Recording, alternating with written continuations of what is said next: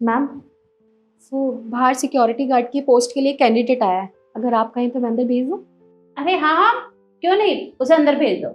Okay.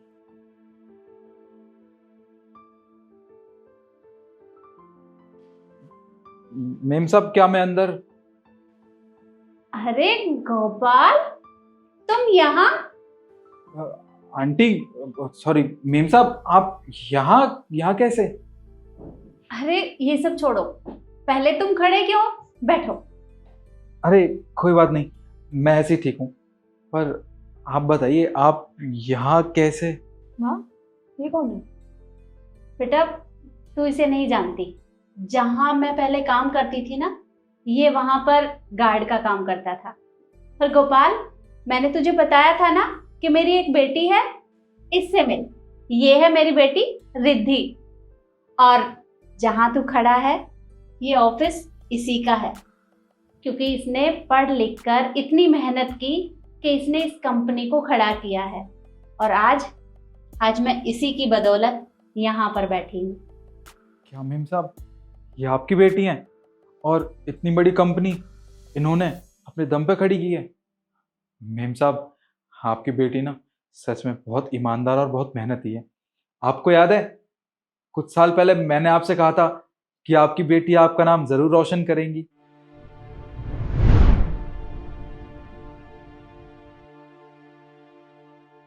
अरे aunty जी, क्या हुआ? आपकी तबीयत तो ठीक है?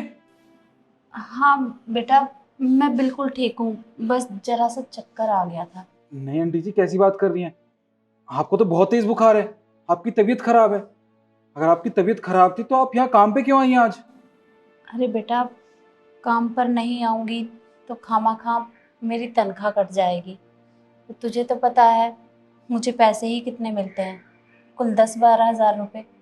और अगर इसमें भी मैं छुट्टी कर लूँगी तो घर का गुजारा कैसे होगा?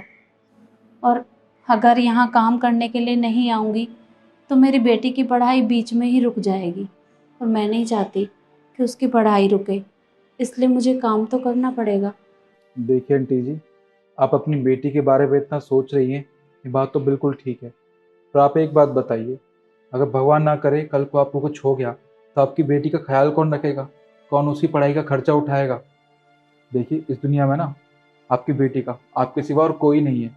इसलिए मैं कह रहा हूँ, आप एक काम कीजिए, आप जाके घर आराम कीजिए, मैं आपका ये काम कर लूँ। लाइए। अरे नहीं नहीं बेटा, तुम भला ये काम क्यों करोगे? अगर यहाँ किसी ने देख लिया तो खामाखा तुम्हारे ऊपर गुस्सा करेंगे। तुम रहने दो, मैं कर लूँगी। अरे नहीं नहीं आंटी जी, लाइए। देखिए, अगर किसी ने देख लिया तो मैं उनसे खुद बात कर लूँगा। और वैसे भी देखिए, मैं आपसे कह रहा हूँ ना, आप घर जाइए, आराम कीजिए। और एक बात बताइए, आप भी तो मेरी माँ जैसी है ना। अगर माँ तकलीफ में होती है तो बेटे का फर्ज होता है अपनी माँ की मदद करना। तो बस मैं भी वही कर रहा हूँ। ठीक है बेटा, अब तूने मुझे माँ बोल दिया है तो तेरा कहना तो मानना पड़ेगा। मैं घर चली जाती हूँ, और तू बस अपना ध्यान रखना। जी ठीक है, मैं अपना ध्यान रखूंगा। और हाँ, एक बात और कहूँ आपसे, आप जितनी मेहनत अपनी बेटी के लिए कर रही है ना, एक दिन ज़रूर आएगा जब आपकी बेटी आपका नाम रोशन करेगी। और जिस दिन ऐसा होगा मैं तुझे मिठाई खिलाऊंगी। जी ठीक है आंटी जी। अब मैं घर चली जाती हूँ। जी।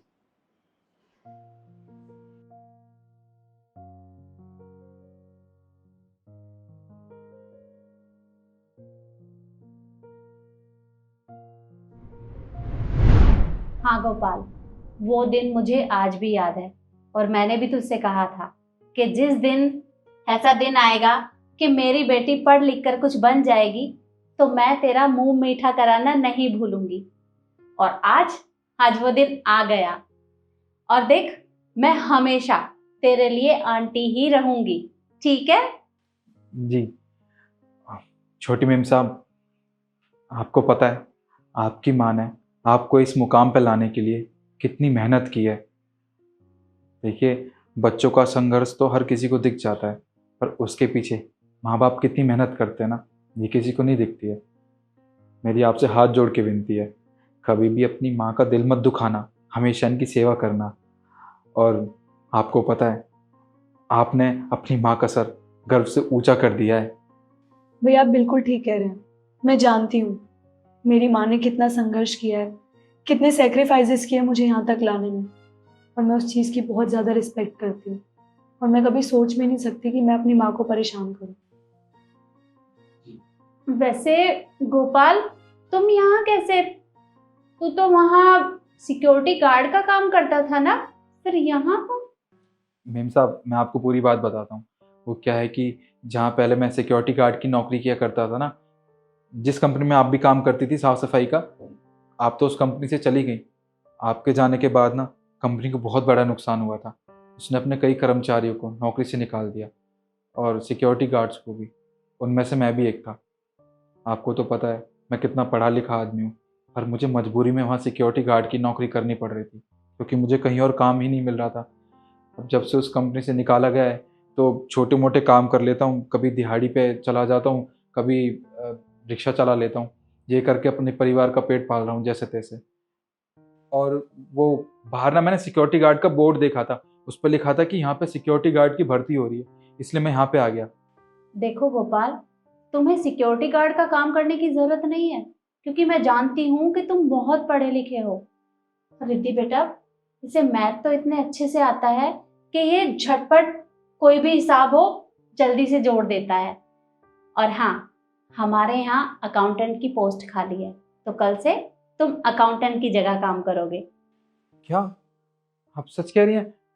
मेम साहब, मैं यहाँ नौकरी कर सकता हूँ? आपको नहीं पता आपने मेरे ऊपर कितना बड़ा एहसान किया है। अरे इसमें एहसान की क्या बात है?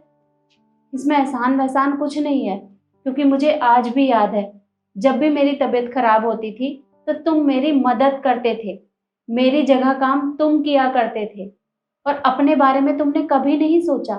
तो आज बेटा, जब तुम्हें मेरी मदद की जरूरत है, तो क्या मैं तुम्हारी मदद नहीं कर सकती?